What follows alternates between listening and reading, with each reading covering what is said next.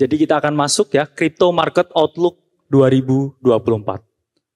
Next. Jadi kita nggak main tebak-tebakan, karena pada dasarnya tidak ada satupun orang di dunia ini yang bisa memprediksi market, tapi kita bereaksi dengan apa yang mungkin terjadi. Karena seperti yang disampaikan tadi ya, timing the market is a fool's game. Jadi teman-teman harus memahami yang dilakukan adalah terus beli ya, seperti yang disampaikan Bro Andrew tadi.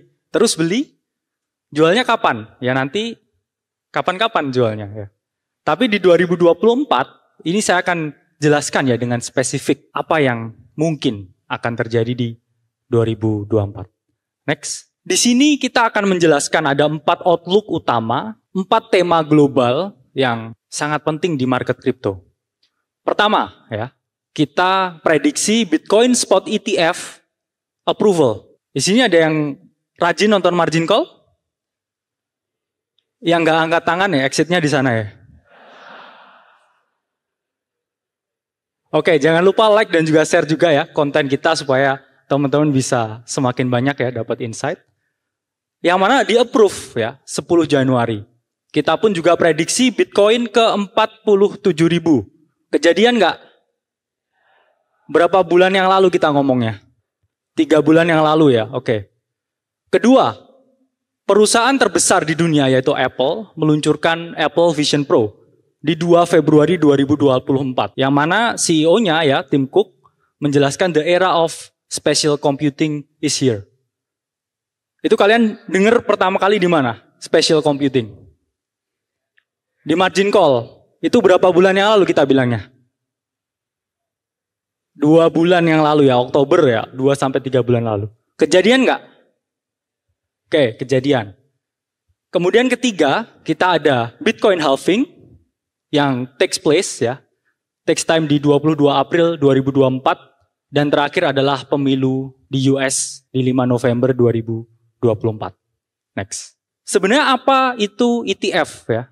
Jadi sebenarnya paling gampangnya ETF itu adalah suatu instrumen yang mempermudah semua orang ya, quotes on quotes semua orang untuk berinvestasi di Bitcoin tanpa memiliki Bitcoin. Jadi yang disampaikan Bro Timothy tadi sesuai ya. Jadi para quotes on quotes ya, boomer ya. Ini yang punya duit. Jadi mereka ini adalah target utama ya. Karena ya sorry to say ya, kita generasi Z dan milenial, buying powernya itu pasti tidak sebesar para generasi sebelumnya. Next. Yang mana di sini ETF itu akan melibatkan 3 pihak, yaitu exchange, market maker, dan juga financial institution yang mencanangkan ETF-nya. Jadi ada banyak sekali ya financial institution yang berlomba-lomba, yang mana salah satunya yang paling besar adalah BlackRock, dan mereka listing ya ETF mereka. Tapi faktanya ya, tidak semua ya ETF ya, kurang lebih 11 itu akan stay, karena pasti ada 1-2 yang tidak akan stay ya, karena masalah likuiditas dan lain sebagainya. Next. Tadi udah disampaikan oleh Bro Timothy, jadi ini adalah perbandingan chart gold dan juga Bitcoin, yang mana kita bisa bilang Bitcoin itu adalah digital gold. Di mana di tahun 2004, ketika gold, ETF-nya di-approve, 8 tahun itu gold itu naik terus. Nilainya selalu meningkat, sampai 200%. Dan setelah approval ETF, per hari ini pun gold ya naik 300-400%. Yang mana kalau kita tarik garis ya Bitcoin sebagai the new of digital gold, itu kita mempunyai ya masa yang sangat panjang. Ini saya terlalu kecil sebenarnya tarik garisnya. Sebenarnya bisa naik lebih tinggi lagi, tapi ya saya nggak mau dibilang halu ya. Jadi kita yang konservatif aja. Jadi gains-nya dari gold itu saya copy paste di kanan sesuai dengan geometrik. Yang mana secara geometrik ya 400.000 Bitcoin itu will likely to happen. It's pasti ya. Cuman matter kapan aja. Pasti. Kalau kita bandingkan Bitcoin dengan gold. Next. Yang teman-teman lihat di sini, ini adalah berbagai aset dan juga berbagai sektor setelah ETF approval mereka. Jadi 35% aset di dalam US itu adalah ETF. Yang mana kalau kita lihat, harga minyak naik 190% setelah ETF. Industri aeroplane naik 402%. setelah ETF approval. Agrikultur naik 242%. Bond naik 18%. Telekomunikasi naik 181%. Dan properti naik 357%. Lalu apa yang membuat kita berpikir kalau Bitcoin ini nggak bisa naik? Dan seluruh ekosistem yang ada, yaitu altcoin juga. Sehingga kita berpaku saja pada tesis ini. Memang pada dasarnya ETF ini tidak sesuai dengan harapan dari Satoshi Nakamoto. Namun kalau kita lihat dampak positifnya jauh lebih banyak daripada ideologi awal kripto. Sehingga ini pun akan membawa dampak positif berupa regulator dan juga regulasi tentang kripto yang jelas. Karena itu yang kita harapkan untuk meningkatkan adopsi kripto di Indonesia. Jadi menurut riset yang kami lakukan, menurut riset yang dilakukan oleh Akademi Kripto, ini chart ya, do teori ya, antara bull market dan juga bear market. Kali ini kita itu ada di antara ya, public participation ya, dan accumulation phase. Di mana para institusi, ini mereka tuh nggak beli sekarang, mereka pada dasarnya itu udah beli ya, ketika akhir 2022 ya, awal 2023. Sekarang mereka sedang introduce ke market.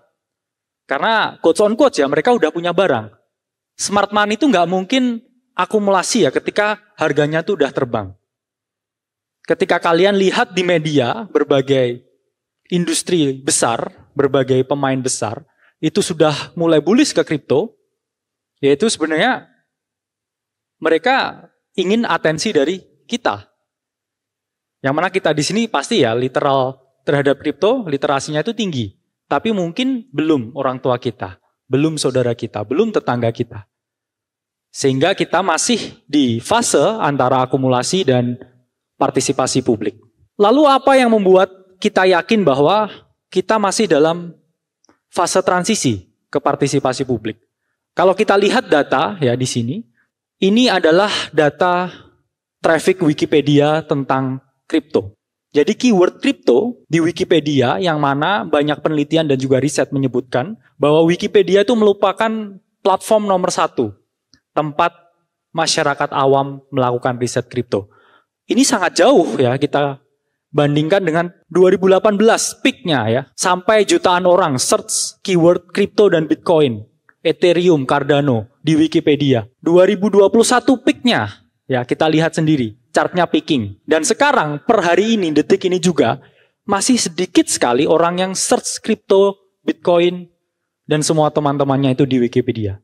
Tandanya apa? Atensi publik belum ke sini ya. Teman-temanmu SMA ya, teman-temanmu main mobil dan sebagainya itu masih belum tahu ya kalau ada Bitcoin. Dan Bitcoin ini mempunyai banyak katalis bullish di tahun 2024. Jadi nafas kita masih panjang ya secara sentimen. Lalu views di YouTube ya tentang topik kripto itu pun juga masih sangat sedikit ketika kita bandingkan dengan bull market sebelumnya. Dimana ketika atensi publik itu sudah terjadi, yang terjadi adalah orang dalam fase euforia. Kripto. Kamu akan mendengar kripto dimanapun. Sekarang secara sentimen ini masih belum. Tapi itu yang akan dibuat Akademi Kripto ya. Jadi kita memfomokan semua orang Indonesia tentang kripto. Setuju ya? Setuju. Buat apa? Cari exit liquidity? Enggak ya? Next. Yang teman-teman lihat di sini, ini adalah salah satu chart yang terkenal, yaitu adalah stock to flow model yang dibuat ya oleh Plan B, di mana stock itu adalah persediaan dari komoditas yang diamati, yaitu adalah Bitcoin, dan flow itu adalah berapa banyak Bitcoin yang akan hadir setiap tahunnya. Di mana di sini itu hampir dipastikan Bitcoin itu 100.000 hanya dengan chart ini, hanya dengan stock to flow model itu Bitcoin itu pasti ke 100.000. Cuman pertanyaannya kapan? Berarti kan kalau teman-teman beli di harga sekarang, ya teman-teman tunggu pun ya pasti untung ya. Karena ini adalah data dari algoritma di market. 100.000 itu pasti. Bahkan kalau ini ditarik ke atas terus itu sampai 1 juta US dollar. Ya tapi kita main game yang moderate aja lah ya. 100.000. Oke. Berarti ini adalah tinggal tunggu kapan.